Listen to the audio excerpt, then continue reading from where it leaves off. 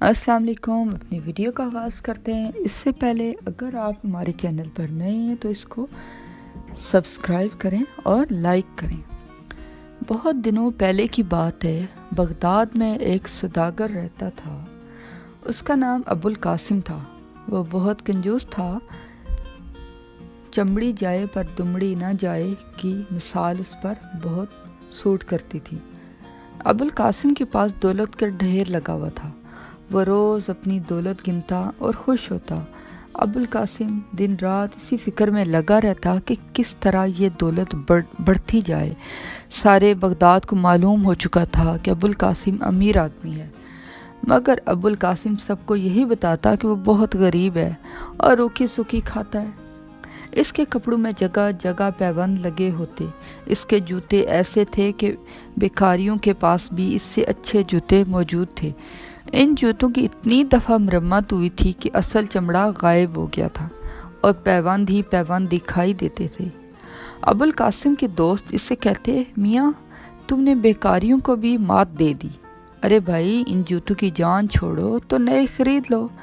ابو القاسم کہتا، واہ بھائی، یہ تو مزید چلیں گے ابھی۔ ابو القاسم یہی پھٹے پرانے جوتے پہن کر روز بازار جاتا، پرانا مال بیچتا، نیا خریدتا اور خوب نفع کماتا۔ اس کی دولت بڑھتی ہی جا رہی تھی۔ ایک روز ابو القاسم نے بہت سی بوتلیں خریدی۔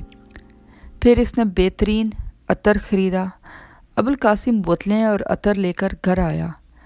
اس نے بوتلوں میں عطر بھر لیا اور خوش ہو کر بولا، آج یہ بیچ کر خوب پیسے کماؤں گا۔ وہ خوشی سے پھولے نہ سما رہا تھا کہ ایک روز اس نے سوچا، کیوں نہ کسی شاندار حمام میں جا کر غسل کر لیا جائے۔ ابو القاسم حمام میں نہانے گیا تو جوتے باہر رکھ کر چلا گیا۔ اس کے ساتھ ہی دوسرا شخص بھی ساتھ والے غسل خانے میں نہانے چلا گیا اور جوتے اس کے جوتوں کے ساتھ رکھ گیا۔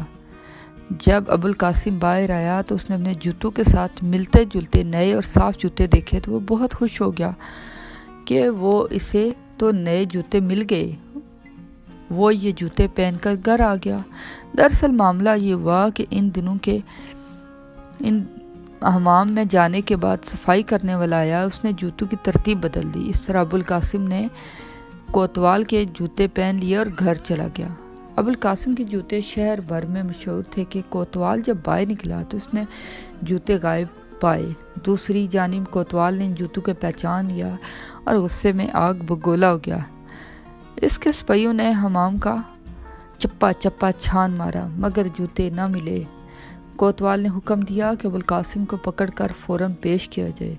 اس کنجوس نے نئے جوتے خریدنے کے بجائے ہمارے جوتے چرا لیے۔ سپاہیوں نے ابو القاسم کو گرفتار کر لیا اور کوتوال کے پاس لے گئے۔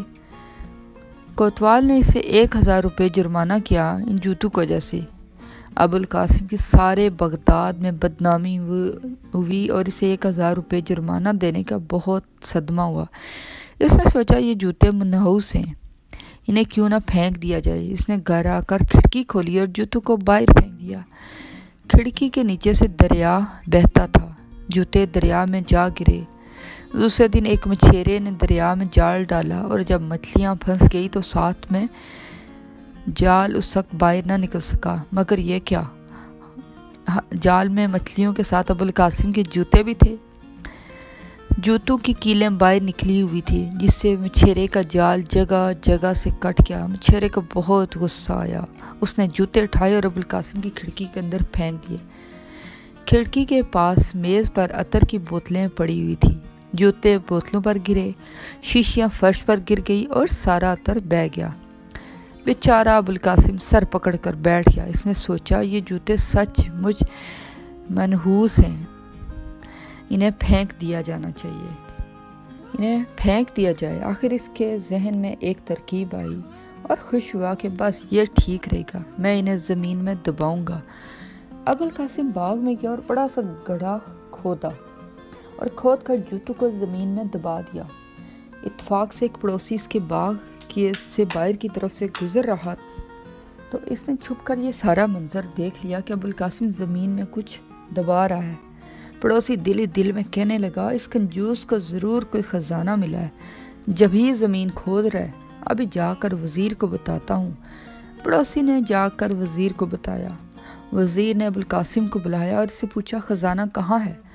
ابوالقاسم نے کہا کیسا خزانہ؟ میں نے تو اپنے جوتے زمین میں دبا دیے تھے۔ وزیر بولا بے وقوف، کوئی جوتے بھی زمین میں دباتا ہے؟ ضرور تجھے کوئی خزانہ ملا ہے، سچ مچ بتا، ورنہ اس زمین میں گاڑ دوں گا اور ایسی سزا دوں گا جو عمر بھر یاد رکھے گا۔ ابوالقاسم بہت چیختا چلاتا رہا، قسمیں کھاتا رہا، مگر وزیر نے ایک نہ مانی اور اسے 10,000 کا جرمانہ کر دیا گیا۔ ابوالقاسم روتا پھرتا گھر آیا۔ اب تو یہ جوتے واقعی عذاب بن گئے، اس کی وجہ سے اس کا ہزاروں روپوں کا نقصان ہوا۔ وہ چاہتا تھا کہ انہیں ایسی جگہ پھینکنے کی ضرورت ہے جہاں سے اسے کوئی نہ دیکھ سکے۔ دوسرے روز ابوالقاسم صبح سویرے اٹھا اور شہر سے دور نکل گیا، جہاں ایک تالاب تھا۔ تالاب اس کے گھر سے تھوڑا دور تھا۔ ابوالقاسم نے جوتوں کو اس تالاب میں پھینک دیا، تب تک اس جوتوں کو دیکھتا رہا جب تک یہ جوتے تالاب میں اچھی طرح ڈوب نہ گئے۔ اس نے سکا سانس لیا اور گھر چلایا۔ وہ تالاب کوئی معمولی تالاب نہ تھا، اس تالاب سے ایک پائپ کے ذریعے بغداد کو پانی پہنچایا جاتا تھا اور یہی پانی سارے شہر کے استعمال میں ہوتا تھا۔ ابوالقاسم کے جوتے بہتے بہتے پائپ میں ایسے پھنسے کہ پائپ کا منہ بند ہو گیا۔ اس دن بغداد والوں کو پانی کی ایک بوند نہ ملی۔ سارے شہر میں قحرام مچ گیا۔ بادشاہ کے سپاہی دوڑے دوڑے تالاب پر گئے۔